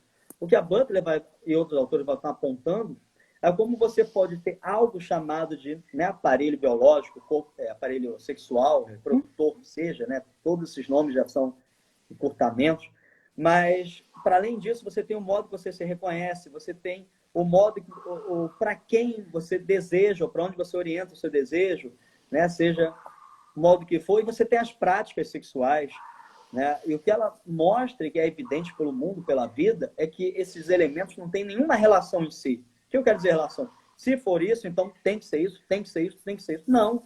Né? Você vai ter você pode ter, né, um chamado homem que se identifica como né, um corpo biológico masculino, pênis, sei lá, um corpo, se identifica como homem, é hétero, mas quando deita na cama com a mulher, só é penetrado e só tem prazer sendo penetrado e não penetra essa mulher. E ela também tem prazer e ali tem uma relação. Mas, entende? Se você pegar os 3 primeiros elementos, vai dizer, não, ali ele é o cara. Não, né? Pela visão moralista, de norma sexual, não. A sua esposa tem várias cintas e penetra ele. E ele está muito feliz com essa relação e ela também está muito feliz. Sim. Então, isso mas isso não é dito. Oi? A questão é que isso não é dito, né? Não se fala sobre isso, né? Sim. A gente fica se debruçando nas qualificações e no que é visto, no que é dito. Né? Manutenção do status quo, né? Manutenção do que tem que ser. E a gente vive um momento muito difícil no Brasil, né? Eu acho que é possível não pensar as questões da educação, da saúde, né? Quando a gente está fazendo essa live aqui, a gente deve estar chegando aos 79, 80 mil mortos. Se já não passou. Uma política de genocídio, uma política indiferente. Assim que o governo Bolsonaro assumiu também, ele tirou cartilhas com orientações para transexuais que estavam no Ministério da Saúde. Cara, é uma pauta de retrocesso, uma pauta de destruição.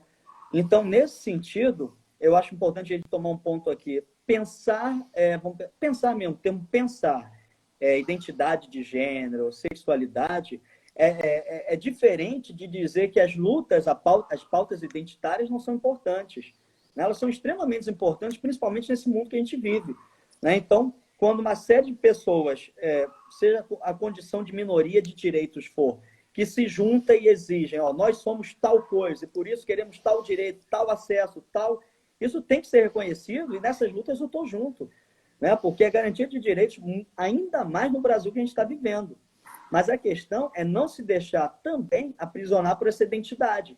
Que seria, por exemplo, que gera estranhamento em muitas pessoas. A pessoa é uma mulher trans, só que ela ainda deseja homens.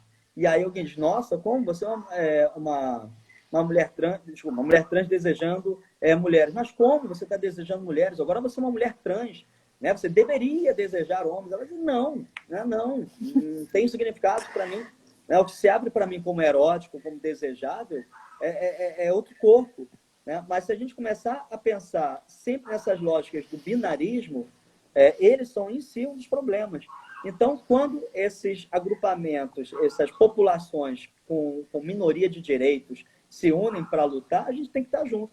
Mas reconhecer que isso não deve aprisionar, que sim, ela pode ser um corpo trans, desejando algo, teoricamente, numa cabeça encurtada de compreensão, não seria aquele esperado, né?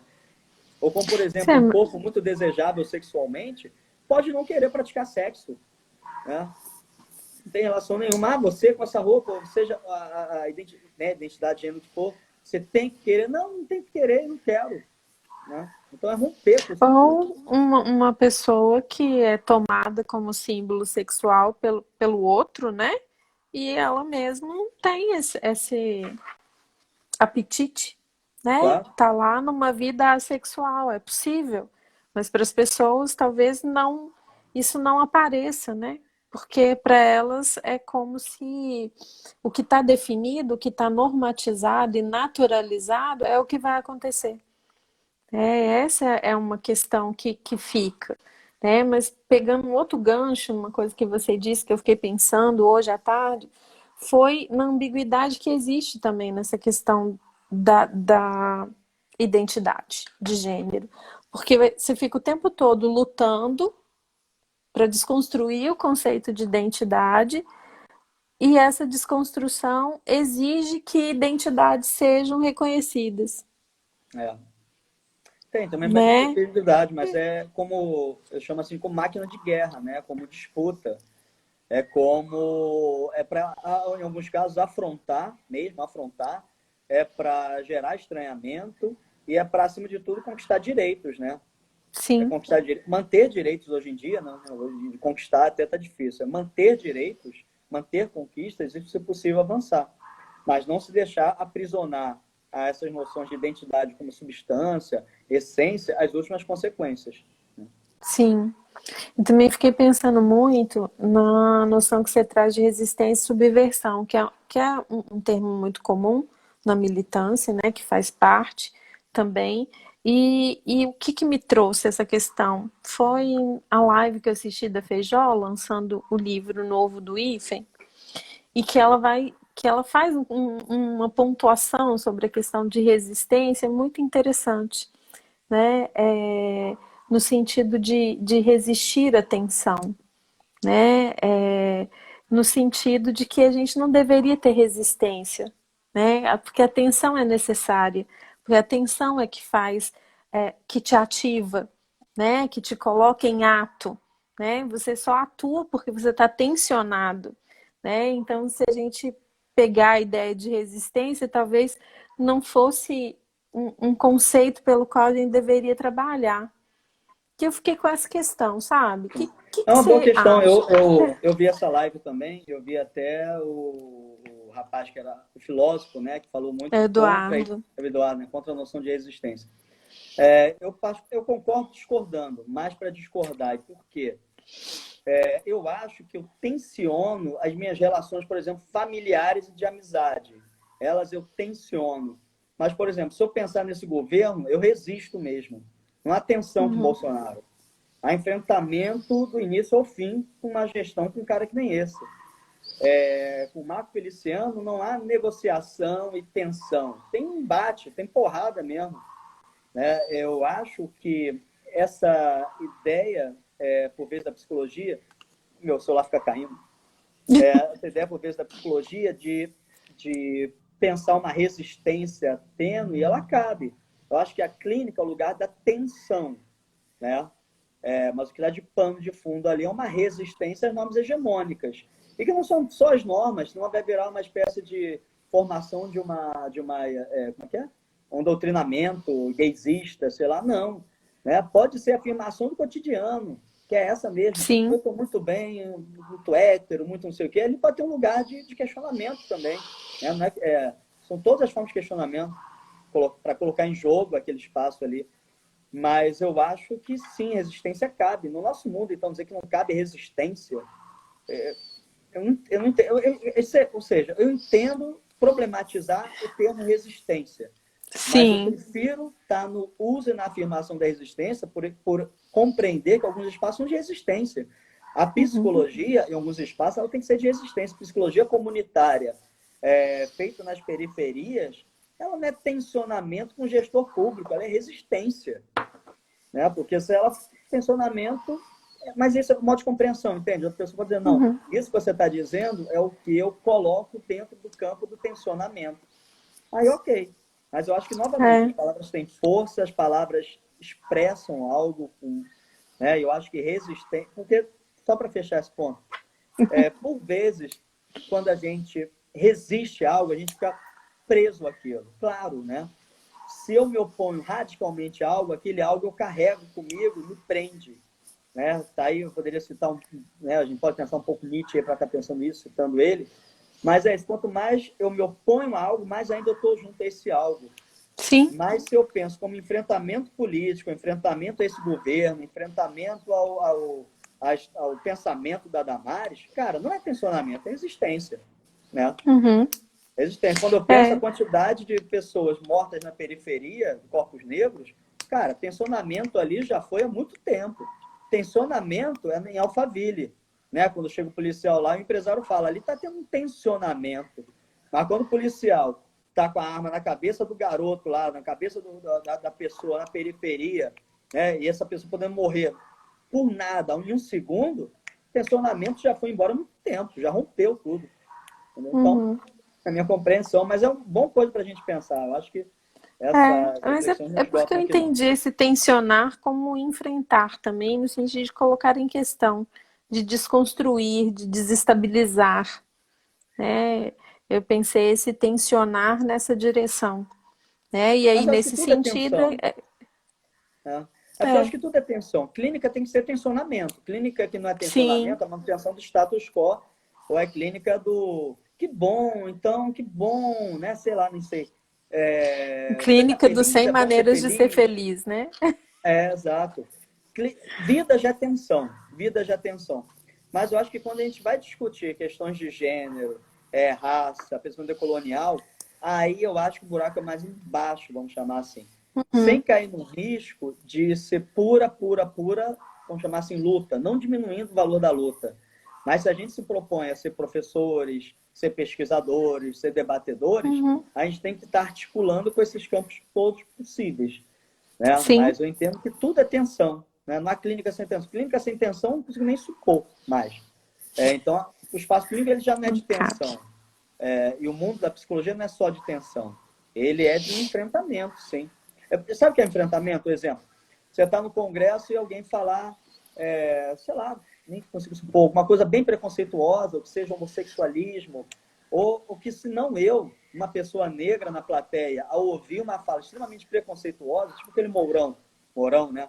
Porque meu avô era, nem lembro, era índio, era preguiçoso, meu outro avô era negro, era fanfarrão, né? Aquela besteira, eu nem lembro. Cara, o negro na plateia ali é levantar e jogar um sapato nele, né? É levantar e ir embora na hora, xingar ele. Entendeu? Isso é enfrentamento. Resistência, se eu esperar minha fala, senhor Mourão, o senhor se encontra muito equivocado por essa sua pré-compreensão preconceituosa, entendeu? Isso é tensão. Entendi. Aí não me chama mais, né? Não, eu acho que esse movimento de resistência, ele precisa existir, né? Mas o que me gerou Fiquei pensando, sabe, nisso. Eu falei, vou perguntar isso para o Alexandre, como é que ele vê essa questão, né? Para a gente pensar. O enfrentamento ele é necessário em todos os sentidos. É a mesma quando a gente se posiciona, né? O que a gente falou. Não tem como você estar num lugar sem se comprometer politicamente com aquele lugar, sem ter um posicionamento e, de algum modo, você se torna, assim, ali resistente ao que vem, né? Sim. E você vai no enfrentamento disso, do eu que acho vem. Que é muito um papel que eu assumo para mim, né? Branco, hétero, professor, sei lá o quê. Cara, é um conjunto de lutas e enfrentamentos que eu posso dar a cara a bater. Eu lembro de uma coisa agora interessante para fechar, esse ponto pelo menos, naquelas manifestações contra o assassinato do Floyd nos Estados Unidos.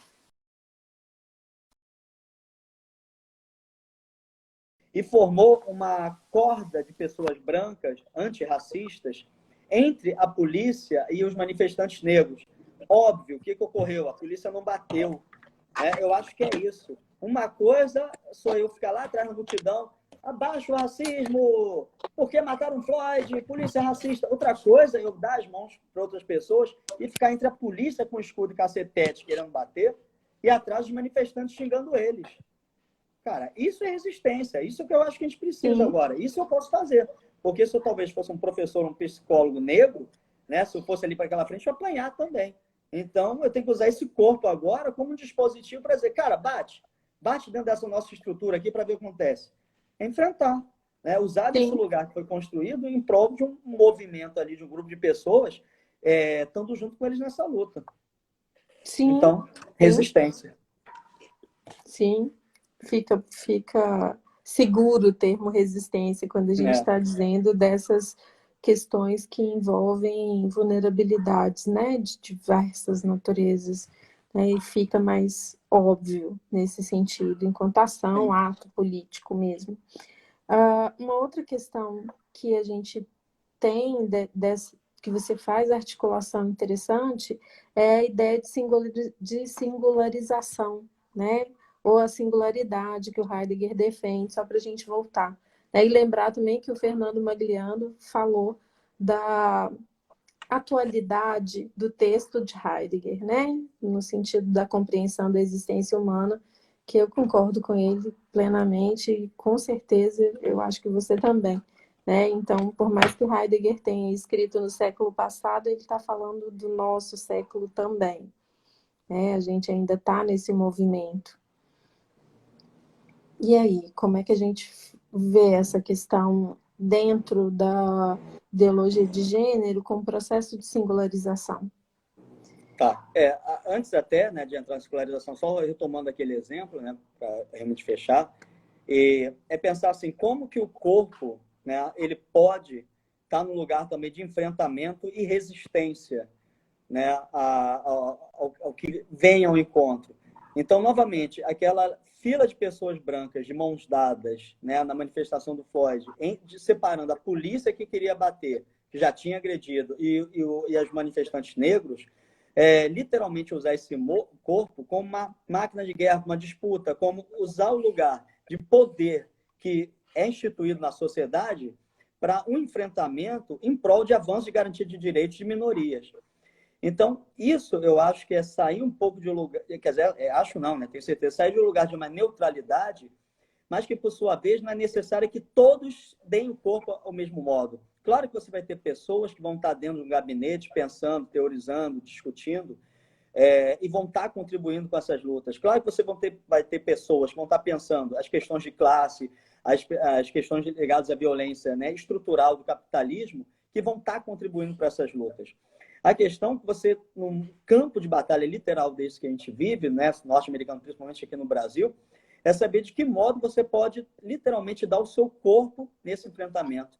Então, pegando um gancho aí, eu acho que o processo de singularização em Heidegger, pensar esse processo onde eu não me tomo mais, não por vontade, né, simples vontade ou querer, mas eu não me tomo mais como as orientações que o mundo dizem que eu devo ser, né, ou aquelas orientações que dizem o lugar mais confortável, né, o lugar mais confortável para a minha existência é não estar discutindo esses temas, não estar participando de manifestações, não estar pesquisando sobre isso, né? Mas é quando se abre como possibilidade, para além de um pensar refletido, né? Porque o que, Kelly? Se fosse por vontade, por querer, nós seríamos quem somos.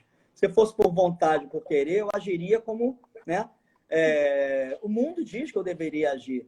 Mas essa vontade, esse querer, ele é tão pequeno nas últimas consequências sobre aquilo que nós somos, que uma rearticulação radical da existência, ela só se dá, né, ou principalmente se dá a partir de estranhamentos da própria existência, a partir de estranhamentos dessas certezas absolutas. Né? Claro que uma leitura antirracista, um pensamento colonial, possibilita que alguns elementos da minha fala, do meu comportamento, né, eles se alterem, mas a questão é o quanto que eles radicalmente se alteram. Vamos ver autoajuda. Eu digo isso muito, né? Quem lê autoajuda fica uma semana, duas diferente. Por quê? Porque é o efeito que aquilo dá. Não, agora eu vou acordar mais cedo, vou malhar mais, vou ser mais sorridente, vou cuidar mais da casa, vou dar bom dia, vou dar gratidão, né? Mas se não houver, de algum modo, uma abertura de um estranhamento na sua existência, oriundo da negatividade, né, da nadidade estrutural, você não tem rearticulação existencial, você tem fachada. Isso é cheio. A psicologia é cheia de fachada. Porque o problema dessas discussões aqui, você vê umas pessoas defendendo, falando os autores legal, quando você vai ver no dia a dia ali, desculpa, puta que pariu. Entendeu? Você vai ver ela na reunião de professores, tu diz, cara, não acredito que essa pessoa está defendendo isso no WhatsApp ou presencial.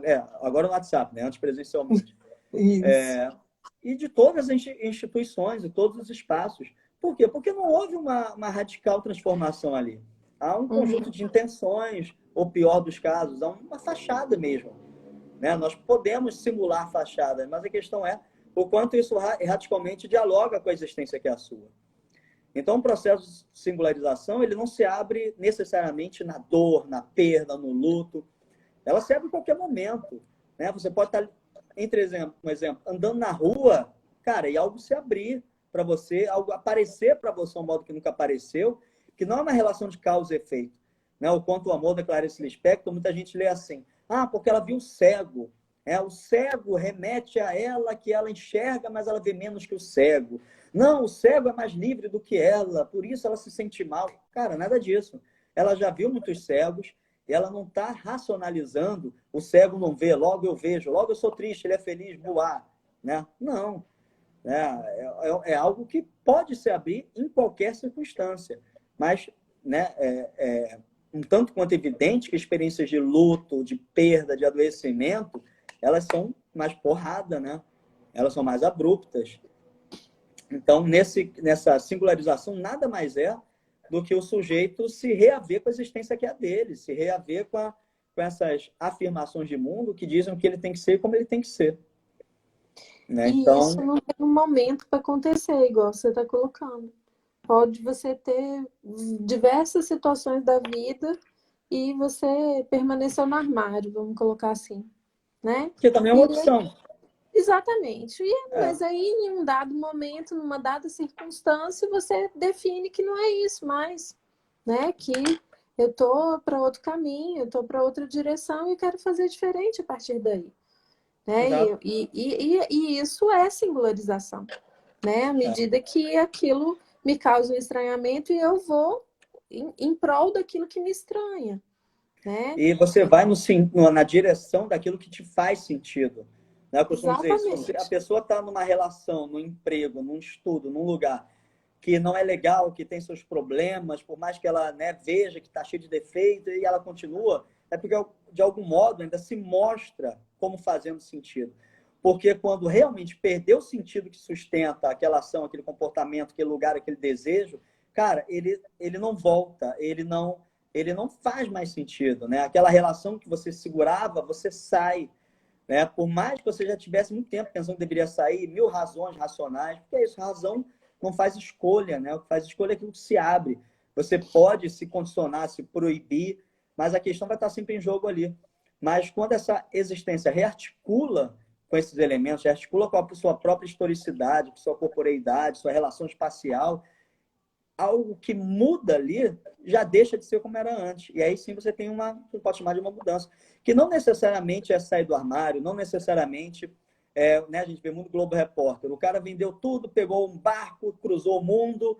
Aí o pessoal, nossa, esse descobriu a vida, esse se libertou. O que ele faz? Posta todo dia no Facebook, faz live no Instagram, falando de cada país que ele está indo. Quando voltar, vai escrever um livro e fazer seminário de autoajuda no SESC sobre como ser feliz. Cara, ele está totalmente inserido no mundo. Não sei o que ele individualizou dele ali. Né? E, por outro lado, a experiência de alguém trabalhando, vivendo cotidianamente, pode ter uma relação, né, por vezes, radical com o mundo que é o dela, com as coisas que são as dela. Aí você olha e diz, uma vida comum. Não. Né? Ou seja, a gente não tem como dizer de fora que vida é singular, que vida se individualizou, que vida se radicalizou. Senão você cai numa tábua moral. Né? Aquele é foda, e aquele ali não. Né? Mesmo porque esse é um processo de cada um, né? Sou Sim, eu que não sei tem o quanto eu medida. me estranho e o que eu faço em prol, né, com este estranhamento. Como eu lido, como eu enfrento esse estranhamento e o que ele provoca em mim de transformação. Não tem como definir isso pelo outro, não é? Ou a partir do olhar do outro, né? É só a partir do meu próprio olhar que isso vem, isso se dá. Nossa, muito, muito bom tá aqui Estou podendo adorando também conversar com vocês. conversando Estão isso. um tempão aqui conversando, mas tá bem gostoso, né? Acho que está circulando diversas questões assim que são caras para mim hoje em dia.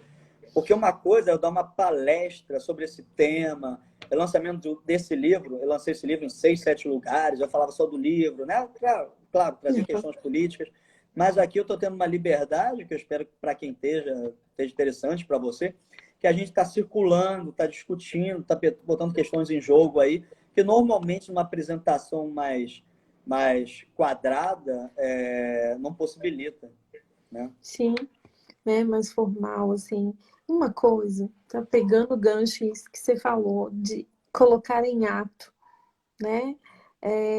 Muitas das vezes a gente não consegue colocar em ato. E não consegue colocar em ato porque ainda não é sentido para mim, ainda não É, é direção, né? E você porque estava tem, sim, falando e pensando numa questão que sempre vem, né? Quando eu vou participar de eventos que falam de violência contra a mulher, que é uma questão que sempre volta, né? Você diz, mas por que a mulher que sofre violência permanece lá casada com o sujeito, com o sujeito que a violenta, né? E aí você tem um milhão de motivos, né? Que as pessoas colocam, financeiros, amorosos, etc, etc. E para mim é simples, é porque ainda para ela não faz sentido sair daquela relação. sim, exato. Por mais que Aquela nos relação ainda pareça, tem algum sentido para é, ela. são vários elementos, por mais que nos pareça bizarro. Eu trabalhei uns 2 anos num serviço da prefeitura, em 2007, 2008, se não me engano, 6, 7, de atendimento de mulheres vítimas de violência doméstica, né? Longe de achar que eu tenho uma especialidade sobre isso, eu posso falar dessas mulheres, sobre essas mulheres, mas é isso que você falou, é um conjunto de elementos ali que as pessoas tendem a dizer como ela deveria agir, né? A gente trabalhava com assistentes sociais muito boas, mas elas normalmente orientavam essa mulher que ela devia fazer, sai de casa, larga ele, faz aquilo, né? Eu acho que é um pouco do papel delas mesmo, e pediam que eu fizesse o mesmo, eu e a equipe lá, a gente não fazia, porque não cabe dizer ao outro que ele deve fazer.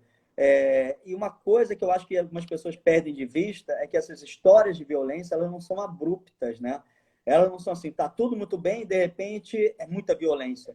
Não, é uma série de violências ali na fala, no olhar, no desprezo, no descuido, na grosseria verbal. É uma escala literalmente gradual que, de algum modo, quando essa mulher vê, essa coisa já está tomada. E aí, quando outra pessoa julga de fora, nossa, bateu, eu sairia agora. Mas, cara, você não teve nenhum processo. Tem uma fala que eu sempre falo, para fechar bem esse ponto aqui, que as pessoas dizem muito assim, né? Eu sempre digo isso pela fala, quem já me conhece, já viu.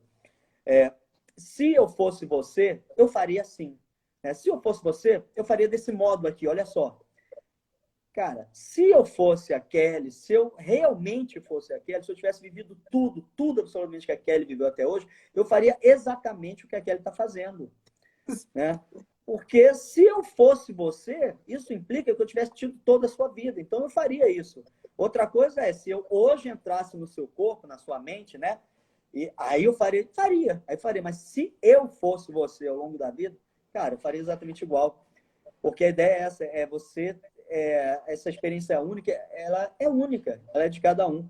E o olhar de fora é pré-julgamento, é moralizante. Por mais que você ache aquela experiência bizarra, errada, para ela, de algum modo, ainda se abre como sentido, né? E aí cabe, talvez, junto a ela, buscar o que fundamenta isso, né? E aí, qual Exatamente. a saída disso? Não sei, porque qualquer saída que eu já tenha de antemão é a minha saída, não é a dela. Exatamente. Por isso que não faz sentido dizer a uma pessoa que busca a clínica psicológica com uma questão de gênero o que ela deve fazer, né? Você quer Sem dúvida. transformar o seu corpo, né? Transforme ou não transforme. Você quer ter esse tipo de relação? Tenha ou não tenha, não é isso. Isso os amigos já fazem, né? Os amigos já fazem isso. Exatamente. Nossa, menina, faz tal coisa. Nossa, Kelly, larga isso tudo aí, vamos embora agora. Os amigos já fazem isso, né? Kelly, vou te dar um conselho da minha vida, olha só. Né? Eles já fazem, então acho que a clínica não precisa disso. Isso é um equívoco. Não, é outro lugar, né? Um outro lugar de entender qual é o sentido que isso tem para você, né?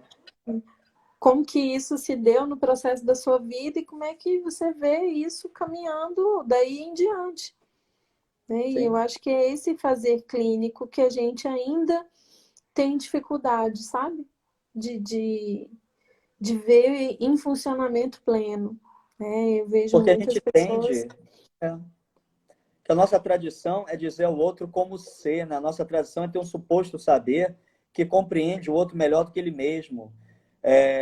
E esse outro modo que a gente está falando aqui, que você está muito bem colocando, é um lugar de vamos chamar de serenidade, que seja, que não é passividade, mas que não empurrar o outro para algum lugar. Né? Então, isso é angustiante. Vamos pegar um exemplo simples: silêncio na clínica. Né? Eu dou supervisão, como a pessoa iniciante é estranho, é desconfortável o silêncio na clínica. O silêncio, no nosso mundo bem atual, ele já é um problema por si só, né? Sim. Uma reunião em silêncio, um encontro de família em silêncio, um casal em silêncio, uma tarde em silêncio, né? Uma aula, um momento de silêncio, uma live em silêncio, tudo já é um problema para a gente, né? Mas a clínica, isso parece ainda mais desconfortável para alguns, né? Essa possibilidade que ali não seja um lugar das certezas, que não seja um lugar das respostas imediatas. Né? A única certeza que tem é que não tem certeza. Né? Exatamente.